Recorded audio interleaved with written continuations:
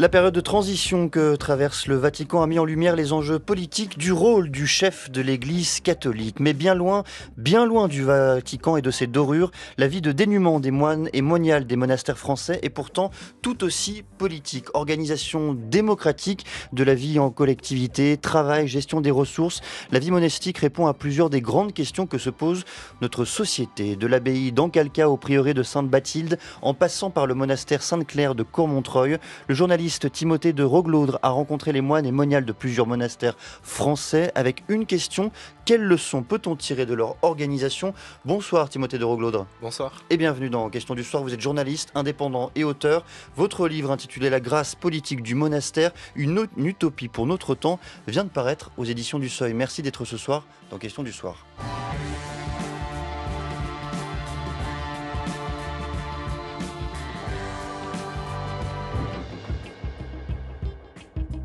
Est-ce qu'à votre avis, Timothée de Roglaudre, l'agitation vaticane qui a eu lieu ces dernières semaines, la transition du pape François au pape Léon, a intéressé les personnes qui peuplent les monastères que vous avez traversés et rencontrés?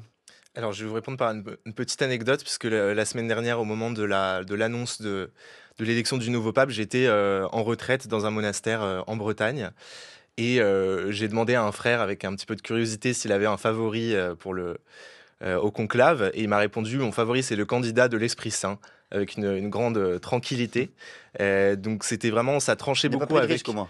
Voilà, exactement. On peut dire que c'est pas beaucoup engagé, mais en tout cas, ça tranchait avec effectivement les discussions médiatiques très intenses sur ce conclave dont on savait rien. Mais quand même, le repas a été retardé d'un quart d'heure pour que les frères puissent regarder la télé et voir l'annonce, enfin le premier discours de Léon XIV.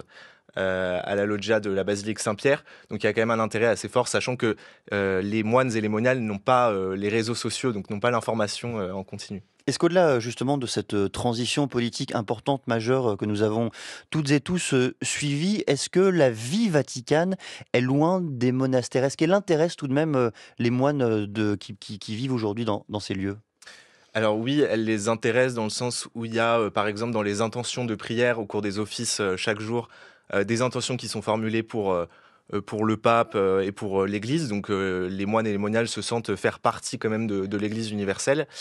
Mais je dirais qu'il y a quand même une certaine autonomie, c'est-à-dire que les moines et les moniales ne suivent pas des espèces de directives qui seraient envoyées par le haut depuis le Vatican, même s'il peut y avoir des textes sur la vie religieuse, etc. Et je dirais qu'il y a quand même, c'est quand même à l'intérieur de l'Église une espèce de fonctionnement parallèle, puisque justement dans la structure du pouvoir, là où le clergé, les prêtres, les évêques, etc., suivent une forme assez pyramidale avec le pape en son sommet, le fonctionnement des monastères est beaucoup plus horizontal, il y a beaucoup moins d'échelons hiérarchiques, et donc c'est un fonctionnement plus léger. Comment le pape François était-il perçu par ces moines? Ça dépend des monastères, évidemment. Mais en tout cas, dans les monastères où je suis allé, il était beaucoup cité. Ses idées étaient beaucoup citées. Il y avait beaucoup de résonance, notamment sur la question de l'écologie. Puisqu'en 2015, quand il y a eu l'encyclique Laudato Si, en fait, beaucoup de moines et de moniales ont perçu ça comme une espèce de confirmation de beaucoup d'intuitions qu'ils avaient depuis toujours, en fait, sur une manière plus sobre de se rapporter aux ressources, de s'opposer à ce que le pape François a appelé la culture du déchet. Sur la question de l'hospitalité aussi, il y a eu beaucoup de convergence entre la pensée du pape François et les traditions monastiques, où l'hospitalité tient une place vraiment centrale. Je dois vous faire entendre la voix du frère Emmanuel qui vit à l'abbaye Saint-Benoît dans Calca, à Dourgne dans le Tarn. Il s'exprimait dans l'émission Jour du Seigneur sur France 2.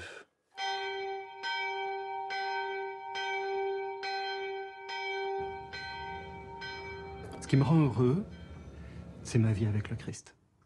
C'est ça qui m'a fait rentrer il y a 27 ans maintenant, et c'est ça qui me tient ici. J'aime cette vie parce qu'elle est réelle. Voilà.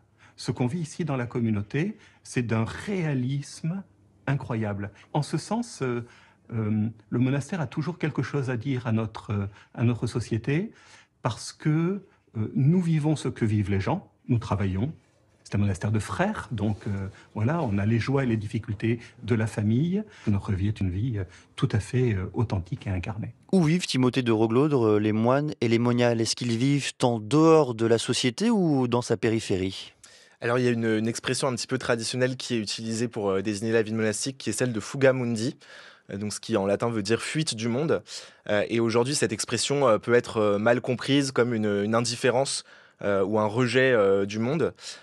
Et en vérité, moi, j'interprète plutôt ça dans mon livre comme une forme de vie à l'écart du centre du pouvoir économique et politique. Donc une forme de mise en retrait volontaire et qui constitue implicitement une critique du monde à la périphérie du monde. Donc, c'est-à-dire les moines et les moniales vont s'installer, alors dans les premiers siècles du monachisme, c'était plutôt dans le désert. Mhm. Ensuite, historiquement, ça a été plutôt en milieu rural. C'est encore beaucoup le cas aujourd'hui. Et donc, avec l'idée qu'en prenant du recul, les moines et les moniales essaient de fuir non pas le monde en tant que tel, c'est-à-dire la société avec tous ces injustices, tous ces conflits, mais certaines tendances du monde qui sont perçues comme mauvaises et contraires à la vie évangélique authentique, la vie chrétienne authentique. Et par exemple, certains moines et certaines moniales citent les valeurs d'efficacité, de compétition ou encore de propriété. Donc finalement, c'est plutôt une forme de vie mondaine voilà, d'affrontement direct avec le pouvoir qui est fui par ces moines et ces moniales. Voilà ce que vous écrivez. Cependant, entrer au monastère pour se couper du monde ne paraît ni désirable ni vraiment réalisable, puisque le monde a façonné les personnes qui entrent dans les monastères et il conditionne ainsi leurs moyens d'existence, le travail qu'elles font, les objets qu'elles utilisent dans leur vie quotidienne, et ainsi de suite, souligne sœur Marie-Laure, carmélite de Frileuse. Dans l'Essonne, les moines et les moniales arrivent ainsi dans la vie monastique avec une part du monde en eux. Fin de citation. Quelle est justement cette part du monde qu'ils parviennent à apporter au sein des monastères? Alors, je dirais que le monde, effectivement, traverse le quotidien de la vie monastique par plusieurs biais. D'ailleurs, d'abord, c'est une préoccupation assez constante qui est portée dans les prières des offices quotidiens. Donc, par exemple, moi, j'ai été beaucoup frappé par la mention des guerres, des conflits en cours, que ce soit à Gaza, en Ukraine ou ailleurs, même des conflits qui sont parfois un petit peu oubliés par l'arène médiatique. Donc, il y a vraiment le monde est présent en pensée et il est aussi présent de manière très forte à travers l'hospitalité, puisque une des activités principales des monastères aujourd'hui est d'accueillir du public, d'accueillir des gens qui vont faire des retraites, qui ont besoin de se ressourcer, de guérir de certaines blessures, etc. Et donc forcément, ces personnes du monde apportent quelque chose avec elles. Et donc je dirais que historiquement, il y a une espèce de rapport dialectique entre le monde et le monastère, c'est-à-dire que le monde influence le monastère de manière un petit peu filtrée, et en retour, le monastère a pu façonner certaines des institutions modernes. Donc, je parle par exemple de l'institution de l'hôpital qui a été façonnée par l'hospitalité monastique, mais aussi certaines formes de la vie démocratique moderne qui sont des héritages assez lointains de la vie monastique en collectivité. On va revenir justement sur ce laboratoire démocratique que représentent selon vous ces monastères, mais le cœur de votre argument, le cœur même de votre livre, c'est d'expliquer que les monastères sont justement un laboratoire de l'utopie sociale. Ce n'est pas forcément intuitif, expliquez-nous ça. Alors effectivement, c'est complètement contre-intuitif puisque dans le mot utopie, il y a ou et topos, donc le non-lieu ou le nulle part. Or, les monastères s'incarnent dans une communauté très concrète et dans un lieu très concret. Mais en fait, pour comprendre le rapport du monastère au monde, il faut s'intéresser à la manière dont la vie monastique a pu inspirer les utopies à la fois littéraires et politiques tout au long de son histoire.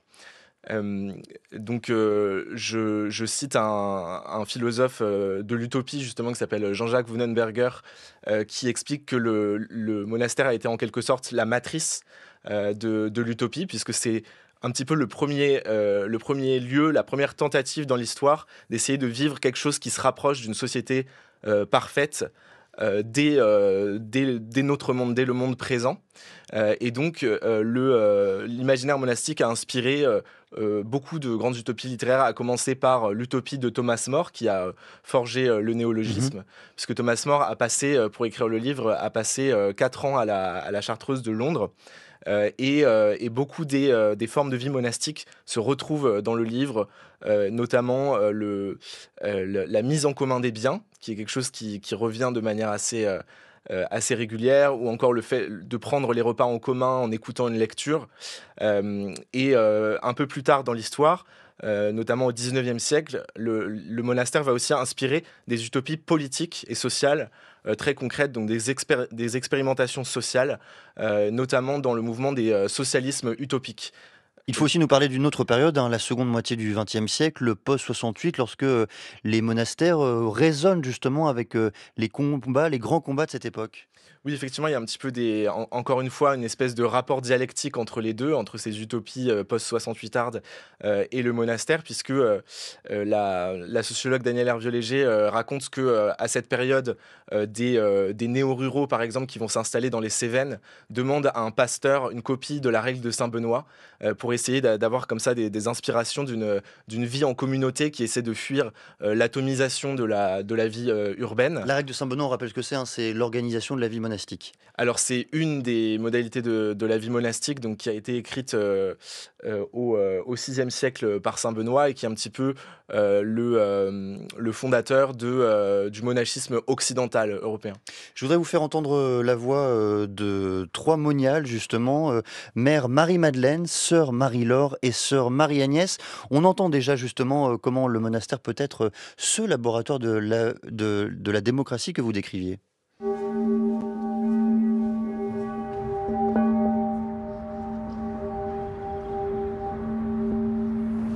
Je me demande si ça serait pas mieux de sonner à 17h au lieu de 17h15, pour qu'on ait vraiment le temps. Je pense quand même que c'est... Je sais bien, mais à 17h15, si la cloche sonne à 17h15, qui à 17h17 ne peut pas être arrêté dans son travail? Je demande qui, honnêtement, enfin, objectivement, ranger quoi? Jean-Marie Agnès. Il peut pas. C'est pour ça qu'autrefois on sonnait plus tôt. Oui, vous savez enlève ton... Aujourd'hui, on travaille à l'ordinateur. Le temps n'est pas le même. Hein. Le temps n'est pas le même qu'autrefois. Oui, de quelle heure? Non. S'il y avait une petite cloche à 6h moins 5, juste avant les vêpres, la grosse cloche à 17h15, et une petite cloche à moins 5.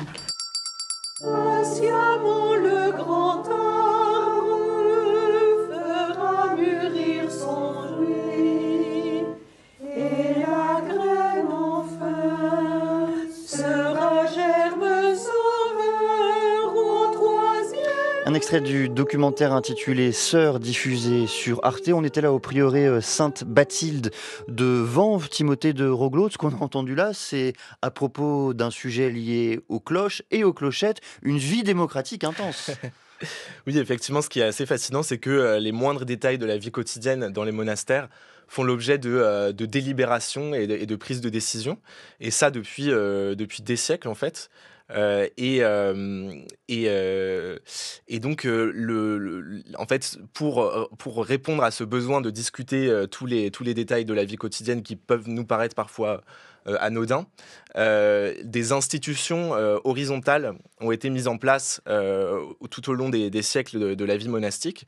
Et l'institution centrale, c'est celle du chapitre, qui correspond en fait à l'ensemble des frères ou des sœurs de la communauté qui se réunissent régulièrement pour discuter de tous les sujets, et notamment des sujets les plus importants.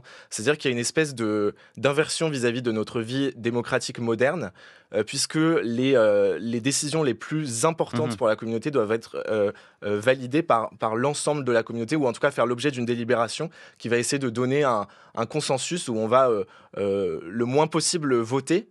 La décision est dans la mesure du possible prise par consensus, pour éviter de créer des divisions ou un esprit partisan dans la communauté. Alors justement, à propos du chapitre, racontez-nous ce que vous avez vu, vécu, perçu avec les sœurs Clarisse de Cormontreuil. Oui, effectivement, j'ai pu assister à un chapitre à Cormontreuil. C'est un privilège, il faut le dire. Assez rare, effectivement. Donc, elles m'ont accordé une grande confiance. Ce qui m'a frappé, c'est d'abord que le caractère horizontal est très physiquement représenté. C'est-à-dire que les sœurs sont assises un petit peu en carré, voilà, aux quatre coins de la pièce. Et l'abbesse de la communauté, donc qui est un petit peu la dirigeante, est une espèce de médiatrice. Donc voilà, elle va passer le micro, elle va dérouler l'ordre du jour. Donc elle fait en sorte que les débats se déroulent de la meilleure manière possible, mais toutes les sœurs ont le droit de s'exprimer, même les plus récentes dans la communauté. Ça, c'est quelque chose d'assez fort dans la vie monastique. Je dois dire que j'étais assez content de pouvoir assister à un chapitre au sein de cet ordre, celui des Clarisses, puisque c'est un ordre qui est né au XIIIe siècle et qui pousse cette intuition démocratique plus loin que ce que l'avait fait Saint Benoît, parce que la règle de Sainte Claire d'Assise dit que toutes les décisions de la communauté doivent être prises du commun consentement des sœurs, là où dans la règle de Saint-Benoît, le chapitre était consultatif et la décision revenait en bout de course à l'abbé ou à l'abbesse. On parle, Timothée de Roglot, de démocratie au sein des monastères, mais comment se pense même plutôt le rapport à l'autorité? Il faut bien trouver un équilibre entre la dialectique liberté versus obéissance dans ces lieux où Dieu représente tout et même le devenir. Oui. Moi, effectivement, c'est ce que je trouve assez intéressant dans la manière d'organiser la vie communautaire. C'est que les monastères pensent à la fois la dimension horizontale et la dimension verticale du pouvoir. C'est-à-dire qu'ils partent du principe qu'on ne peut pas se débarrasser de la verticalité. Et en ce sens, c'est assez intéressant pour tous les mouvements autogestionnaires de Nuit debout aux Gilets jaunes qui, pour certains, ont essayé de se débarrasser de la verticalité sans y parvenir. Et le pari de la vie monastique, c'est d'avoir cette figure de verticalité qui parfois peut paraître assez forte, assez descendante, notamment dans la règle de Saint-Benoît. L'abbé est décrit comme celui qui tient la place du Christ.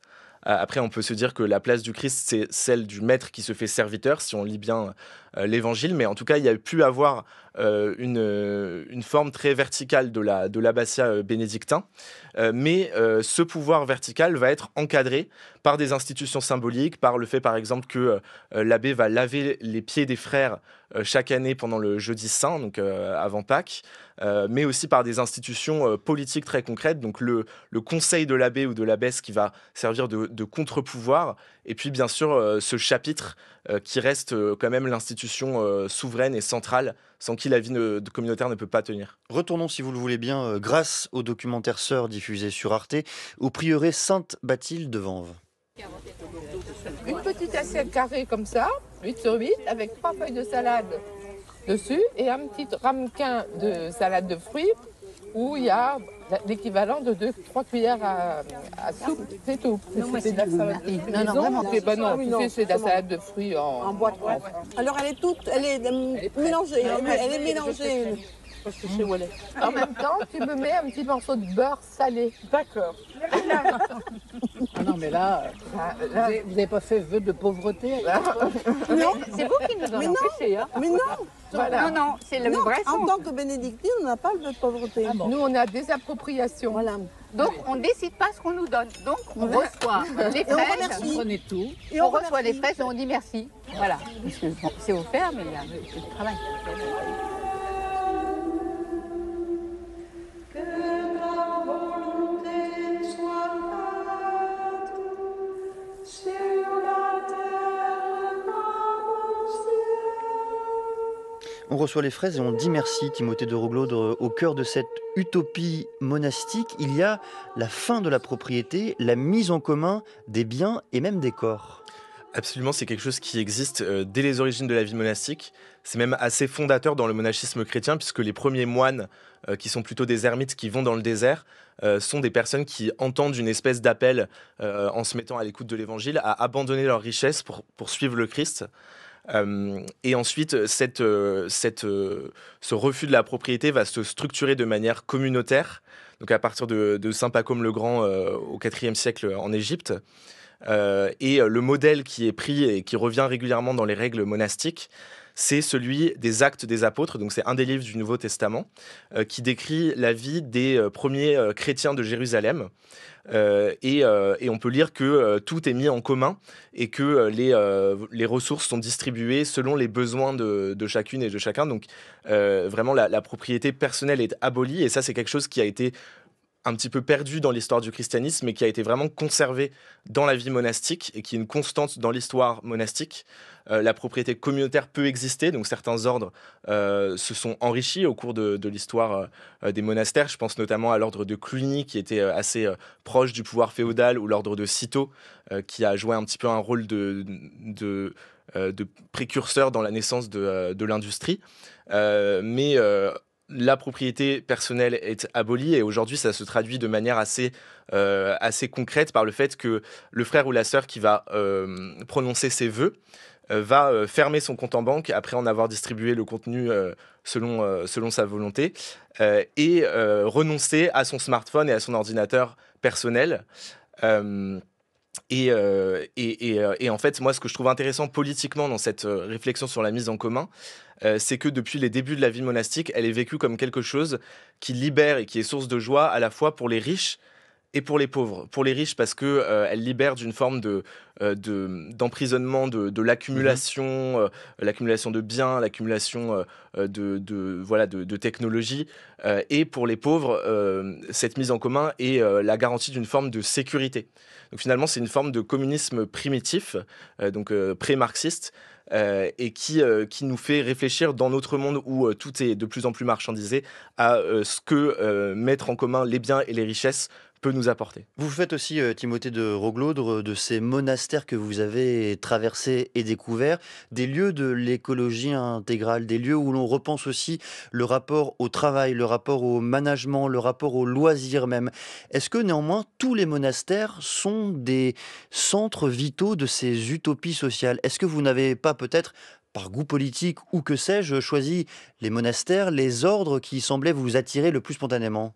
Alors si, certainement. Après, je suis allé, en fait, on va dire, dans des endroits qu'on m'a conseillés. Donc c'était des personnes que je connaissais, donc il y a forcément une espèce de biais sociologique. Mais je suis quand même allé parmi les 10 communautés que j'ai visitées dans l'abbaye de Saint-Vendry, qui est une abbaye plutôt classique, qui est fréquentée par des catholiques plutôt assez souvent conservateurs, ou voilà, plutôt des milieux, on va dire, business. Et même parmi les conservateurs, parmi justement cet ordre plus traditionnel, vous avez retrouvé cette ambition à l'utopie?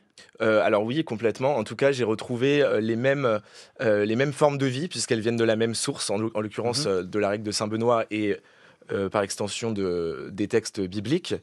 Et donc, par exemple, à Saint-Vendry, j'ai eu des discussions passionnantes avec des frères sur la question de l'organisation en communauté, dont on parlait, de la délibération et de la prise de décision, mais aussi sur l'écologie. Par exemple, Saint-Vendry est actuellement, je crois, la seule abbaye à produire sa propre bière. Et les frères essaient de faire une espèce de lobbying pour relocaliser la production de houblon. Parce que Saint-Vendry est en Normandie et actuellement, le houblon vient du Nord. Et donc, il y a ce souci des circuits courts. Et de la relocalisation? Et de la relocalisation qui vient là aussi de la tradition monastique, qui n'est pas du tout une invention moderne. Le monastère à l'opposé ou en orthogonalité avec le capitalisme, des historiens, des sociologues prétendent parfois l'inverse, expliquent justement que les monastères sont le foyer du capitalisme. Bien au contraire, qu'est-ce que vous leur opposez? Alors effectivement, il y a plusieurs chercheurs qui ont un petit peu suivi l'intuition de Max Weber, parce que Max Weber a écrit au début du XXe siècle l'éthique protestante et l'esprit du capitalisme. Et donc on connaît assez régulièrement la formule sur l'ascèse protestante, une certaine forme d'ascèse protestante qui aurait engendré, en tout cas participé à engendrer le capitalisme. Mais Max Weber dit aussi que cette ascèse vient en fait des monastères et d'un certain rapport au travail dans les monastères. Et donc voilà, d'autres chercheurs ont un peu prolongé cette intuition en faisant une des matrices de la religion industrielle, du capitalisme, etc. Alors moi, là, j'aurais pas le temps de répondre point par point aux arguments qui sont donnés, mais je vais juste en prendre un. C'est par exemple l'attention qui est accordée au travail manuel. Donc certains chercheurs disent que la revalorisation du travail manuel par rapport au travail intellectuel aurait contribué à engendrer le capitalisme. Or, si on lit Karl Marx, la séparation du travail intellectuel et du travail manuel fait justement partie de ce qui a permis la naissance du capitalisme. Donc il y a quand même une forme de contradiction. Après, je ne nie pas qu'il puisse y avoir des circulations historiques dans certains ordres, mais en tout cas, si le capitalisme était né du monachisme, la propriété personnelle n'existerait pas. Or, c'est justement sur ce principe-là que repose le capitalisme. Merci Timothée de Roglaude. Vous signez La grâce politique du monastère, une utopie pour notre temps. C'est aux éditions du Seuil. Merci d'être venu ce soir dans Question du soir. Merci.